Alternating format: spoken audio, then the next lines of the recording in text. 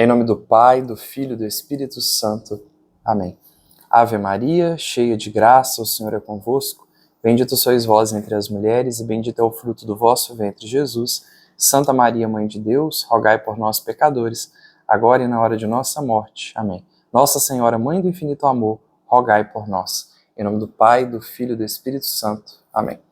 Oi, pessoal, sejam bem-vindos aí para mais um vídeo no nosso canal.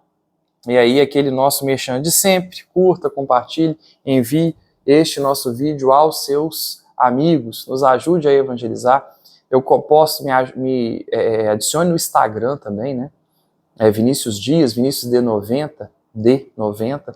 Lá eu sempre posto coisas sobre o canal e outras coisas mais.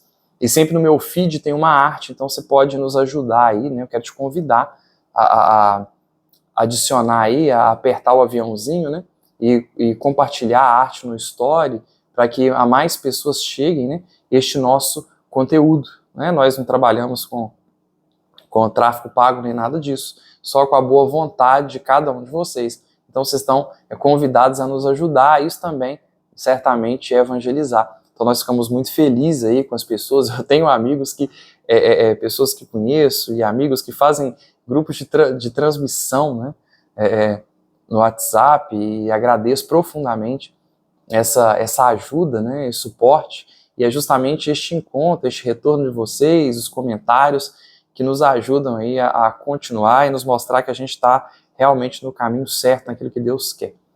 Então a gente quer conversar hoje, né, falar um pouco sobre uma passagem, né, a gente está falando um pouco sobre o Evangelho de João, e nós queremos conversar então sobre um episódio também bastante conhecido, né, que são as núpcias de Caná, né, o casamento em Caná da Galileia, em que estava presente Jesus, estava presente os seus discípulos, e estava presente a sua mãe. E a gente, há quem diga, né, que se você quiser ler o primeiro livro da Bíblia, se você for começar a ler a Bíblia, né, o primeiro livro que você deve ler é o Evangelho de João. Eu tenho um apreço muito grande por este Evangelho.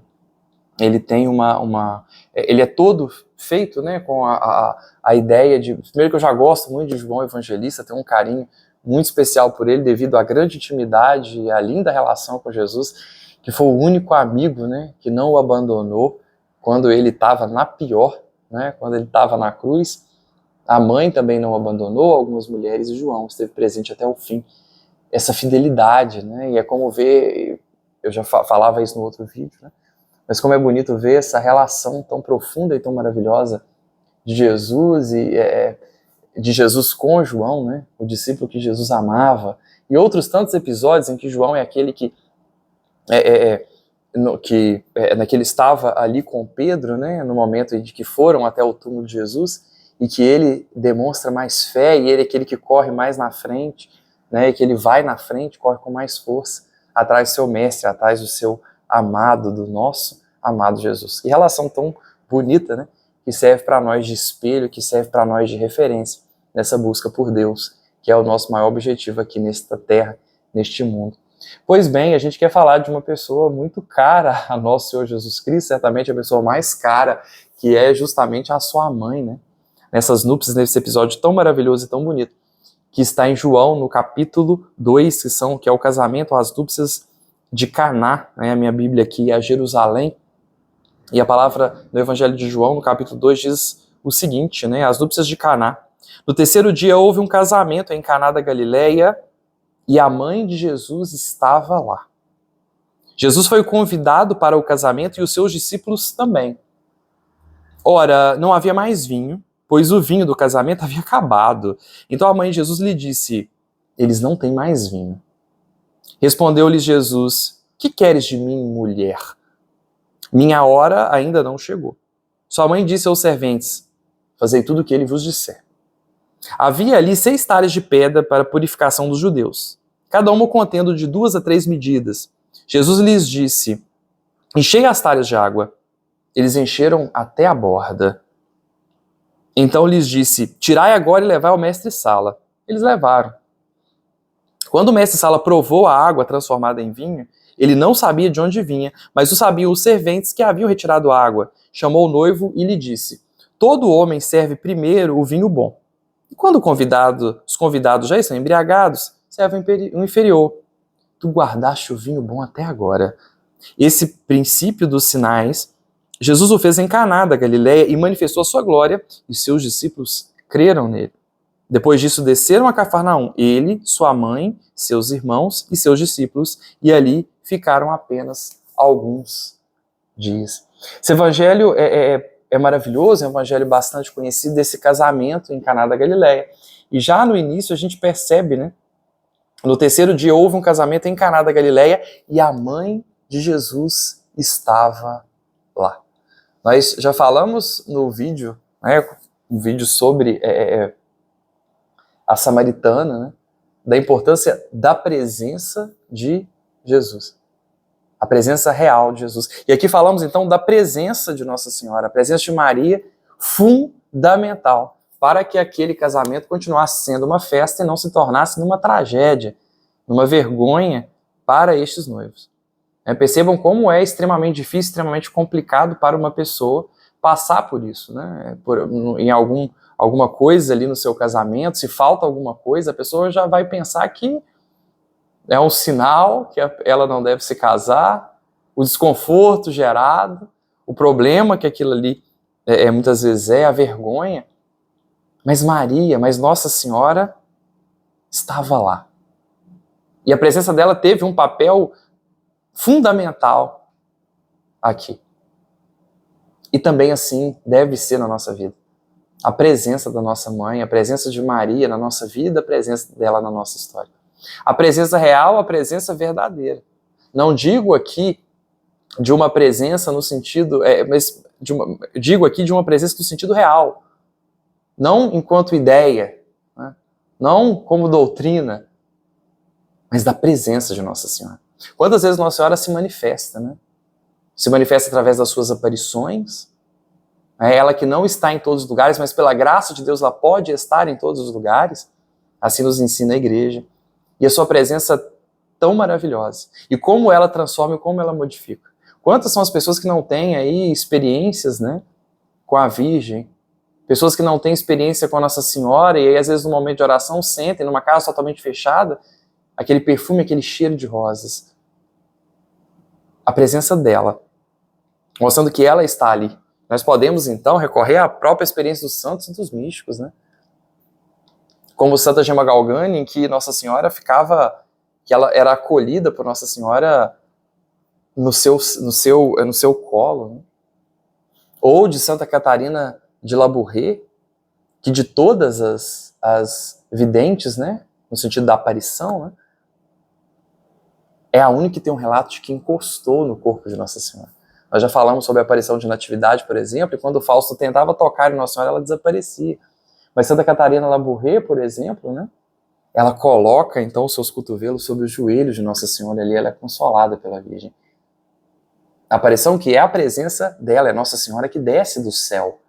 Não é simplesmente uma questão de uma luz, não é uma concentração de força angélica, mas é a Mãe de Deus. E ela quer se fazer presente, ela quer estar presente. Ainda que não de modo sensível, às vezes de modo sensível, né? Mas ela quer estar presente na sua vida para que nada falte.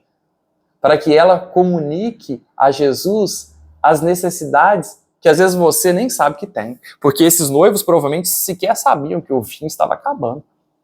Mas ela estava ali naquele casamento, estava num casamento, uma festividade, um momento de grande alegria, mas ela estava como? Ela estava atenta à necessidade daquele povo. Que mulher maravilhosa! É a Nossa Senhora. Que é então ali pelo anjo dito que ela ia literalmente carregar o rei na barriga, não é? Mas que sai apressadamente para estar com a sua prima Isabel, que precisava de necessidade, que mulher solícita, que vê a necessidade do outro. Gente, nós precisamos dessa presença na nossa vida, meu Deus do céu. Nós precisamos dessa pessoa, dessa mãe ao nosso lado, atenta às nossas necessidades, atenta às nossas tribulações, atenta àquilo que nós nem sabemos que precisamos. Existem coisas que nós achamos que precisamos e na verdade não precisamos. Existem coisas que nós precisamos, mas nós não sabemos que precisamos. Está a Virgem ali a providenciar aquelas que são as nossas verdadeiras necessidades, a comunicar a Jesus, olha, eles não têm mais vinho. Olha, o Vinícius precisa disso, a Maria precisa daquilo, o João precisa disso aqui. Atenta, mas é essa presença real que nós precisamos na nossa vida. Né? De uma mãe que está, pela graça de Deus, ela está conosco. Não pelo poder dela, mas pelo poder de Deus, ela está, ela quer estar, mas ela quer ouvir da nossa boca, ela quer ouvir da nossa voz, ela quer que a gente clame a presença dela na nossa vida. Então, precisamos invocar, pedir, né, esse protagonismo de Nossa Senhora na nossa vida. Porque é o próprio Deus que quis que assim o fosse. E é já desde João, no capítulo 2, que é assim. Ela exerce, então, esse protagonismo, não de ser aquela que vai fazer o milagre, porque ela não o faz, mas vai ser aquela que pede. E ela pediu por esses noivos e ela quer pedir também por cada um de nós. E aí ela vai atrás de Jesus. Olha, eles não têm mais vinho. E Jesus, né, como sendo bom filho, ele fala que não vai fazer, depois ele faz. Fala, olha, que queres de mim, mulher? Dizendo de um outro modo, mulher, não tem nada a ver com isso. A minha hora ainda não chegou. A gente sabe que Jesus tinha horário, né? Jesus tinha lá o tempo certo para morrer, que não podia ficar chamando muita atenção. Né? O ministério de Jesus deve ter durado aí de 1 a 3 anos só. E esse pouco tempo que durou, já deram um jeito de matar ele bem rápido. Então ele não podia ficar muito se manifestando. E quando ele fala aqui sobre a hora não chegou, ele quer dizer que o tempo da glorificação, do retorno ao Pai ainda não tinha chegado. Então ele diz, olha, não, mas o que houve nesse diálogo? Como eu costumo dizer, o diálogo mais misterioso de todas as Sagradas Escrituras, em que ele fala que não vai fazer, ela sai de lá certa de que ele ia fazer tudo que ele vos disser. O que houve ali? O que houve entre esses dois apaixonados, a mãe e este filho? O que houve de tão misterioso que Jesus fala uma coisa e faz outra? Que ela recebe uma resposta, mas sai com outra certeza? Porque ela sabia do coração maravilhoso que o filho dela tem. E certa disso, e confiante nisso, ela falou, olha, fazei tudo o que ele vos disser. E é essa confiança que nós precisamos ter também em nosso Senhor Jesus Cristo. A confiança neste amor profundo que ele tem por cada um de nós. E, meu Deus, como é difícil entender que Deus nos ama. Por vários problemas, por várias limitações, dificuldades que nós temos, seja um catecismo mal feito, seja de cobranças excessivas que nós fazemos em relação a nós mesmos, seja por causa do próprio pecado original, que já nos coloca numa questão, num sentimento de que Deus vai nos sacanear a qualquer momento. Né? Como é difícil para nós entender que Deus nos ama e nos ama profundamente. E ela, por santíssima que era e que é, já sabia, já conhecia, já entendia este amor e sabia que ele não iria deixar sem resposta. Ainda que você peça e Deus diga não, entenda, ele está cuidando. Ele está fazendo e vai fazer de um jeito muito melhor, porque foi isso que ele fez aqui. Porque o vinho que ele foi dar para esse povo era um vinho melhor do que o vinho que aquele povo tinha.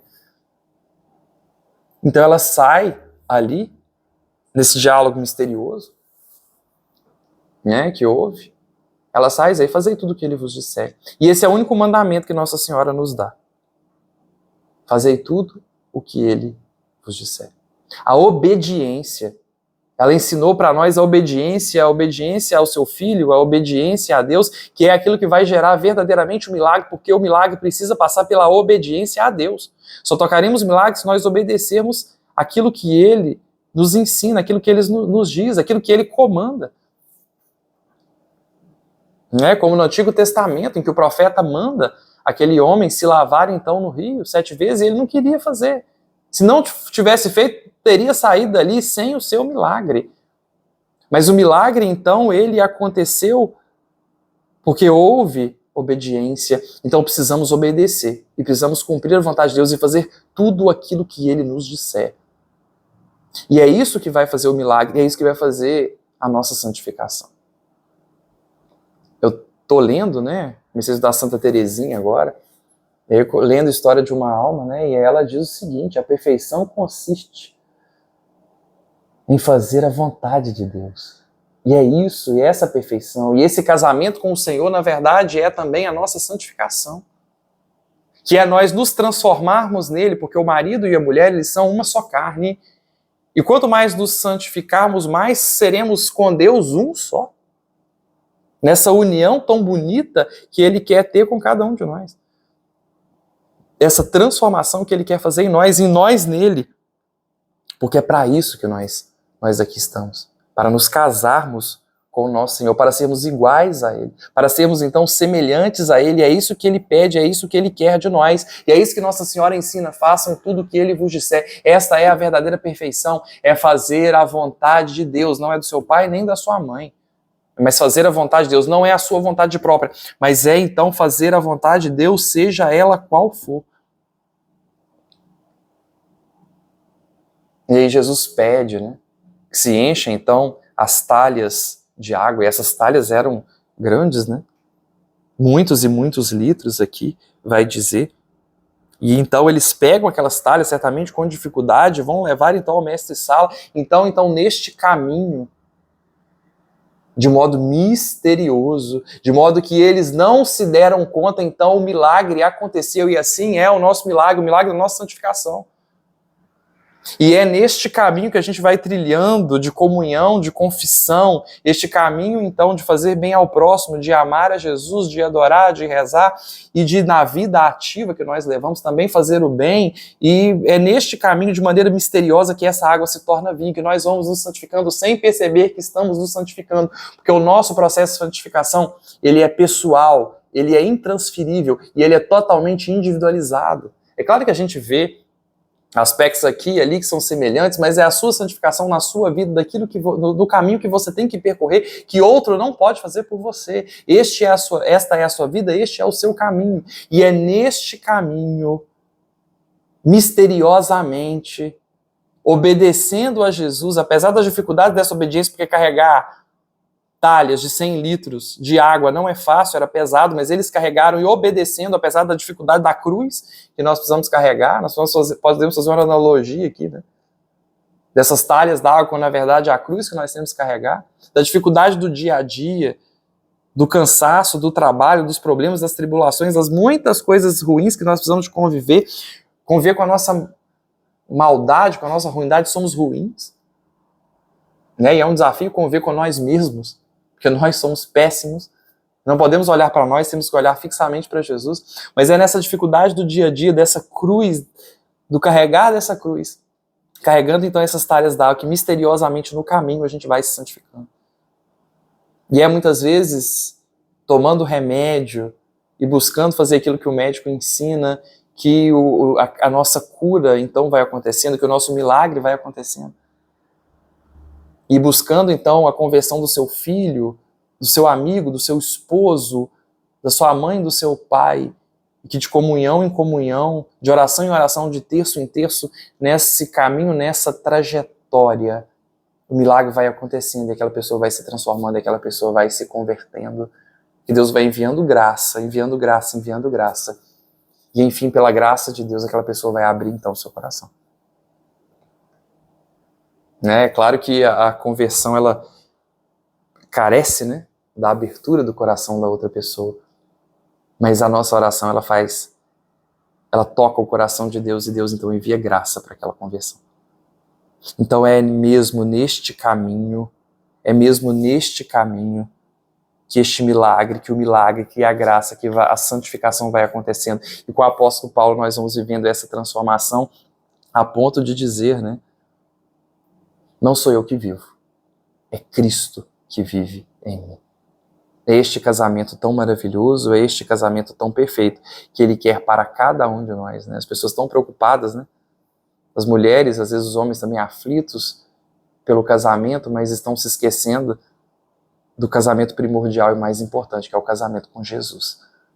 Essa união com Ele, essa transformação que Ele quer fazer na nossa vida.